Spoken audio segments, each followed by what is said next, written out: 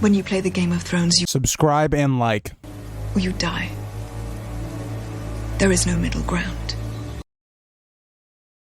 All right, hello YouTube. Welcome back to the GreaseGone YouTube channel. Today's video, we're going to be talking about a what-if scenario. Again, if you guys do have what-ifs you want me to do, put them down in the comments, or you can message me on Discord or Instagram, whatnot. But this came from the Discord, and I thought this was a really cool idea, especially because I've been focusing a lot on the first book.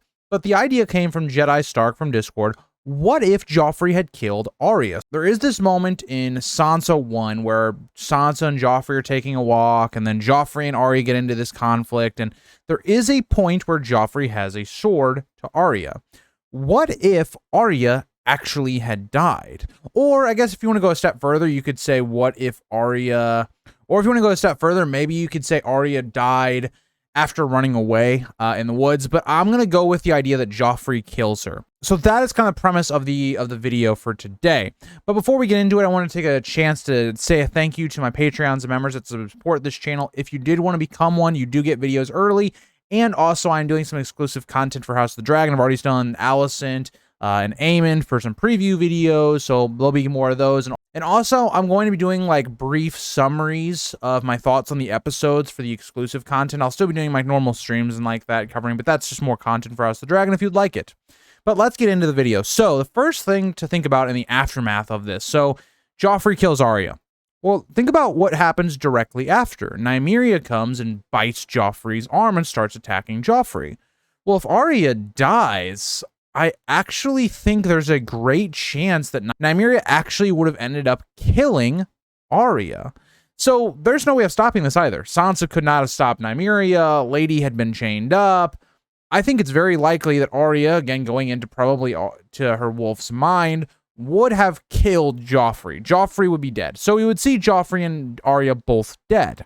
So what does this initially already do? Well, now Tommen's the heir and not Joffrey. Okay, but this creates a huge conflict. The Starks now, and specifically Ned, has now lost his daughter because of Joffrey. Now there's going to be rumors going on both sides. Cersei's going to be spinning the tale that Arya started and attacked Joffrey, and her wolf finished Joffrey off, and all of this stuff, painting the Starks as the bad guys. And Ned, at the same time, is going to be thinking, that's not Arya. That's not who Arya was. He kind of knew who Joffrey was already. This rift between the Starks and the Lannisters would be horrible. And so I think what we'd end up seeing is there's like kind of one of two options here. So one of the options is Ned just straight up goes home, stays out of the war, completely isolationism, and he doesn't continue going down south. He takes Sansa back up, and that's the end of it. Now, something that could be interesting, that could happen. If Sansa, when told, because she would be the only survivor of the incident, if she was to tell the truth to Robert, what would happen? If the indication here was that Sansa tells them, because again, Joffrey's not here, so Sansa doesn't have to actually worry about insulting Joffrey because he's dead, right? She was supposed to be betrothed to Joffrey. She can straight up say what happened, and I think watching Joffrey kill her sister would have been enough to snap her out of just, oh yeah, let's lie for Joffrey and all that stuff, because she kind of had to. That wouldn't be happening here. Sansa could straight up tell Robert, yeah, Joffrey killed my sister, and in retaliation, the wolf killed him. So that could be possible, but what would end up coming of this, right? Because the damage is already done. What could Robert really do to Ned to make him want to continue to go south? The South has already shown that it's not great. So what I think would end up happening is you could have a better relationship between maybe Robert and Ned if that was to happen, but still Ned going back up north because of what has transpired to his family. Already in the span of a couple months, Bran has nearly died. He's going to be a cripple for the rest of his life. Sansa has been killed, or Arya has been killed. Two of his children have been mortally impacted by what has happened here. It's a clear sign that Ned needs to stop this and goes back up north. I think that's the end result of this regardless. I guess there's a third option where you could see maybe a fight breaking out between the two sides. That's possible as well. That's the worst case scenario, I think, for Ned, because in the normal timeline, we actually see Jaime and like the Hound are not here when this is all going down. So Ned actually felt quite a lot better about his chances if there was a conflict. This wouldn't be the same because they wouldn't be out looking for Arya, right? They wouldn't be out looking for Arya and all that stuff. There wouldn't be no need. So I don't think that would be the option that ends up happening, but I think it's a possibility. But so what ends up happening here is we see Ned go back north, doesn't investigate what's going on down south. Littlefinger's plan actually doesn't go particularly well in this term. And again, you can't really predict this happening. So Ned goes back down, or Robert goes back down south. He's in need of a new Hand of the King. There's a couple options, Stannis, Renly, and the one that has the most precedent, the one that Cersei's been pushing for the most, Jaime. Now, it's hard to predict what Robert would do. Would Robert give in and allow Jaime to be the Hand? Would he let Tywin be the Hand of the King? I think it's quite plausible that that could happen, right? Robert doesn't really view Renly as a Hand of the King type. He's still a boy, and he's not taking it seriously. Robert and Stannis seem to have a lot of issues in terms of their relationship. I think it's quite likely we could see Jaime or Tywin end up becoming Hand of the King. But that also brings in question something else. What do Stannis and Renly know about the children of Robert and Cersei? Because now Tommen is the heir to the throne and not Joffrey. So it's really going to put into tone that once Robert dies, well, Tommen can't rule by himself for a long time. So who's going to be ruling? Is it going to be Cersei? Will it be Tywin? Or will it be Jaime? There's a lot that's kind of thrown into question here. And if Stannis, which he does know that all the kids are bastards, what does he do about this? Because in a straight fight, Stannis versus the Lannisters, he's not in a good position. But then what does Renly know as well? You have to remember, Renly was very much for taking out the Lannisters, right? He comes up to that plan with Ned of, once Robert dies, let's all put all these people in chains and all that stuff. And Ned doesn't do that, obviously. But Renly also seems to realize that he could take the throne. Now, his was a different claim. His was by right of conquest. But that's kind of where the issue lies. Would that happen? Because now Tommen is able to be betrothed to someone else. Now, that could be Marjorie, and that's where we could still see that same thing play out. And so I think Stannis still, when Robert dies, and I think Robert would die fairly soon, just based upon he's not very healthy, Cersei wanted him dead anyway, he would have died sooner rather than later. I think that Stannis still would have tried to rebel against the throne. But here's the big issue. Do the Stormlands follow him? Again, remember, there's no Ned, confirmation being sent to Stannis. There's none of that happening. There was no conflict in King's Landing that was suspicious to, throw that parentage into doubt. There's none of that. And of course, the North is not helping. Ned is not coming south to deal with this issue at all, right? Ned doesn't care. He's lost he's lost too much going south at this point. I think he learns his lesson. I think Ned will be almost completely onto this idea of defending the North, right? Having a lot more men, reinforcing Moat Cailin, trying to figure out what's going on north of the wall with this Mance Raider thing and the other stuff building up. I think that would be his focus during this time. Something else to think about, Ned is not in King's Landing to prevent Daenerys from being killed. So Daenerys, I think in a lot of ways, would eventually be killed. There's another thing that's interesting here that we just don't know. Depending on if Tywin is at court, which I think could be possible, given I think personally it makes way more sense that Tywin Lannister becomes Hand of the King, not Jaime.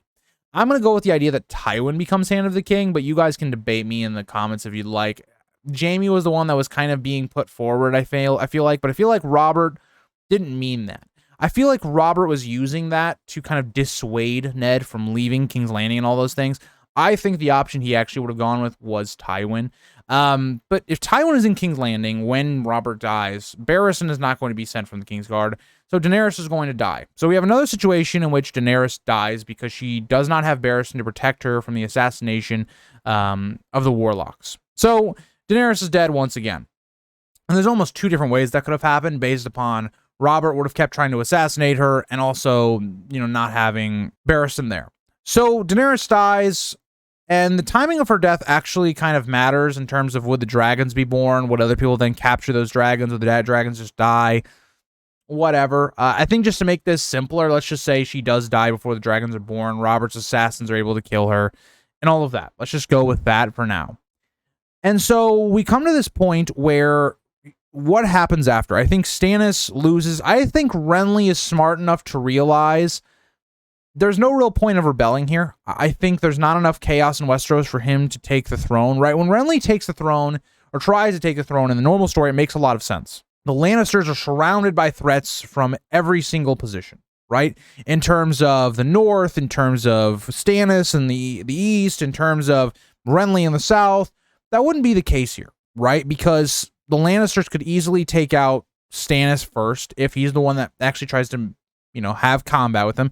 And also Renly, if he tries to get the Stormlands, it's not a guarantee he's going to get all the Stormlands, and it's also not a guarantee that he's going to get the Tyrells like he does in the normal story either. So I think it's very logical that we actually see a peaceful transition of power after Stannis is kind of dealt with. I think we actually have quite a unified North, or I think we have quite a unified Westeros once again. It would be underneath Tommen, but for the time, I think it'd basically be under Tywin for a while until Tommen comes of age. I think we'd see more or less what Tywin was trying to do in the normal story. I just don't see a lot of those things going differently. I don't think Tyrion's journey would be all that different outside if he doesn't get captured. So, like, he just goes north, sees what's going on, comes back down south. I don't think he's imprisoned or anything, and he just comes to King's Landing, goes to court once again. So all of this kind of transpires. And what would change here, right? Well, a lot of people would be alive, right? Robb wouldn't be going to war. The Starks would mainly be intact outside of Arya being dead, unfortunately, even though she's a fan favorite. She wouldn't get any Facelessman training. None of that would end up happening. Again, a lot of the things we saw just would not transpire. We would have a pretty peaceful Westeros in terms of Stannis rebelling. And then you guys might disagree, right? This theory really heavily depends upon Renly. It really depends if Renly does something, because if Renly is able to get the Stormlands on his side and get the Tyrells, which is possible, right? He had a good relationship with the Tyrells already, but the fact is you're going against the Lannisters, and also they don't have all these bad rumors against, it makes it a much worse prospect for the Tyrells to join in on this stuff, so I just don't think it would happen, but maybe you guys disagree. We're set to this point where we have this threat of the others. We have this threat of the wildlings. I think the wildling threat will be dealt with much easier, just based on the fact that Ned would realize what's all going on here. He would, have the North rally at the wall, and it would be much easier to defend the wall with way more men to be able to do so. But also, we would know that Ned would start getting reports of the others. And when the others actually do start their attacks and stuff like that, I think it'd be much different. In terms of the country is quite unified. We would see a lot more support for the wall, especially with Ned in charge, not all of the forces in the north and the south. We would be way more prepared, I think, for the others than we currently are in the normal story.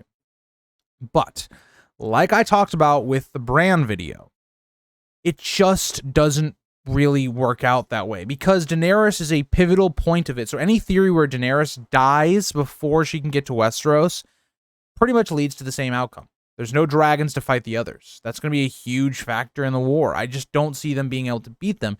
If the others are able to get through the wall, which I think is possible, the issue is the Horn of Winter, I think, is going to be used for that. But if the others can somehow get around the wall, whether that's going around through the water, making it ice and kind of just walking over it, whether that's going all the way around on the western side of the wall, all of that's possible. And we would see an invasion of the others.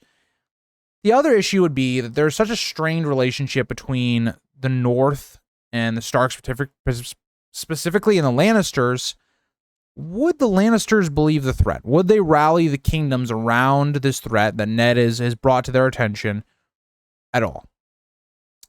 And the question is, I don't think so, right? Because I think the Lannisters could see a situation where you almost let the North die, right? Where you let them die. If this is truly a threat, it weakens the North so much that now that when you reconquer it, if you win this war, you could then reinstate your own houses that would be more loyal to you and kind of alleviate that growing tension between the Starks and the Lannisters and stuff that ended up happening.